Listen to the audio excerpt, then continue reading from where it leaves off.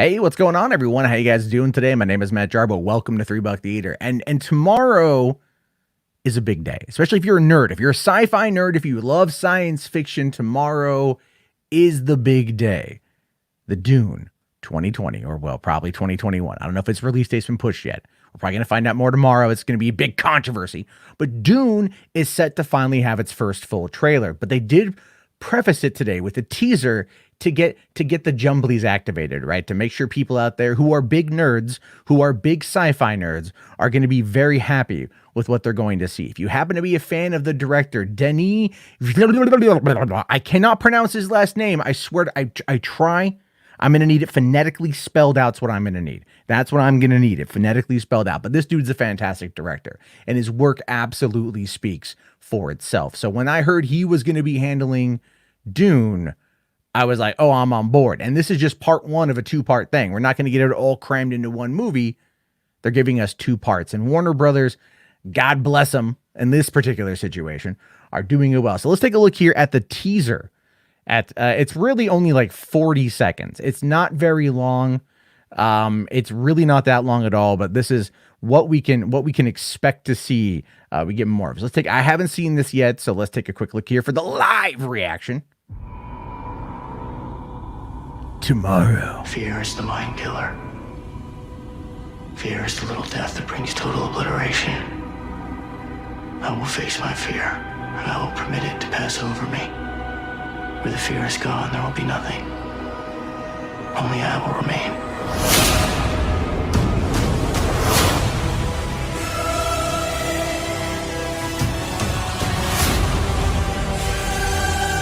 Wow.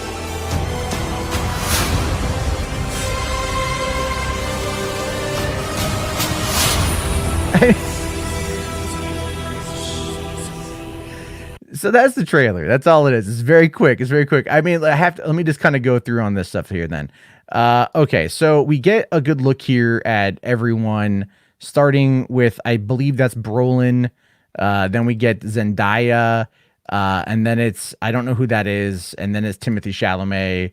And then after that, there's Oscar Isaac. There's Momoa with only a half beard. And then Rebecca Ferguson there at the end. And then we just get this, little shot. I understand they want to, they're trying to showcase Paul Atreides. I get that, right? And it's like Timothée Chalamet. I don't think he's that good of an actor, to be fair. But then again, it's like he's kind of, Kyle MacLachlan was the last time we saw the character on the big screen. Yeah, there was a sci-fi show, but that was about it. And he could do good. I think the director is going to be good at casting. And so getting a look at that one, I'm gonna be very curious to see exactly what he's able to bring to the table. Because if he sucks, and I just don't think he's that good of an actor. If he sucks, then at least he's backed up by a stellar supporting cast, which can actually keep it going pretty well. Because according to what is that? I just want to make sure we got the list here. So the list is Timothée Chalamet, Rebecca Ferguson, Oscar Isaac, Josh Brolin, Stellan Skarsgård, Dave Bautista, Stephen McKinley Henderson, Zendaya Chen, Sharon Duncan Brewster, Charlotte Rampling, Jason Momoa, and Javier Bardem. And that's a fantastic cast. I mean, Stellan Skarsgård, for one, I love that dude for well over 20 years. Oscar Isaac is great. Brolin is fantastic. Zendaya has been growing on me quite a bit. Rebecca Ferguson I like a lot. Jason Momoa, my man. I like Momoa. I don't know what he's going to bring to the table in this movie, but I like Momoa quite a bit. And then Javier Bardem. In my mind, Javier Bardem always brings this level of class and sophistication. He always brings it, even if he's chewing the scenery. I really do think that he brings it quite a bit. So this, again, is one that we're going to get the full trailer tomorrow. I mean, obviously, it's not going to be rip-roaring full of surprises. If you've read the books by Frank Herbert, if you know the story, I think here's what I think people want to see. I think people want to see the sandworms, right? I think they want to see the different houses. They want to see obviously how crazy it's going to get, because the Lynch version was very, very, very weird at times. And I think people who've grown up watching that are going to be curious to see how it translates over. But then again, this is also because of Timothée Chalamet as being somewhat introducing it to a younger generation. But this is look, I like Dune, but it's dry sci-fi. It's dry sci-fi. And that's fine. I'm not knocking it, but let's be fair. That's what it is. It's drier science fiction.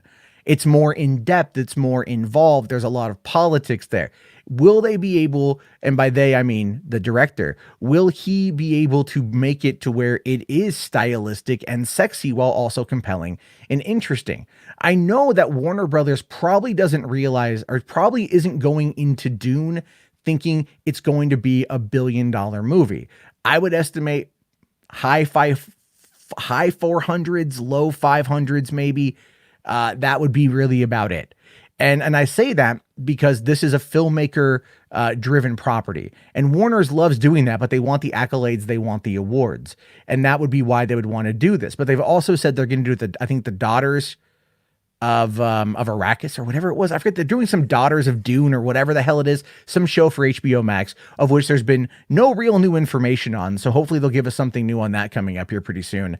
But I'm going to be curious to see how this movie plays out, how the trailer plays out, because I know I'm going to geek out on the trailer. Like, I'm going to study up on my Dune lore tonight because I have forgotten a lot of it, and what I remember from when I saw it when I was a kid and then playing like the video game, the RTS, which I really enjoyed. But I never saw the sci-fi movie, and that could be a problem. I don't have time to watch a sci-fi movie, but I have time to catch up on everything, I think. I'll find some YouTube videos that are going to break down the Dune lore, because I have a feeling that's going to blow up tomorrow too. Anyway, I think it's going to be cool. The teaser trailer was stylistic enough to make me kind of go, oh, okay, this is definitely going to be something that's worth my investment in regards to the cinematography. And I really am looking forward to seeing what comes out. Let me see. I want to see here. Is Deakins working on this with him? Let me just double check. I just want to see this here. If Deakins is working on this with him, then it's going to make it all the more better. He did not shoot this one. Okay. He did not shoot this movie. And that is unfortunate, to be fair. That is really unfortunate in my opinion. Let's see here. What exactly is Dune? Who's the cinematographer on Dune? Do we know that? Do we know cinematographer? Greg Fraser is a cinematographer. He worked on, what has he done recently? He did Vice. He did Mary Magdalene. He did Rogue One. Okay. I like Rogue One. Zero Dark 30. Okay. I did like the cinematography on Zero Dark 30. I thought the movie was bad. He also did Let Me In with Matt Reeves, which I liked. And then he did, let's see here, Foxcatcher, The Gambler. All right. So he's done some things.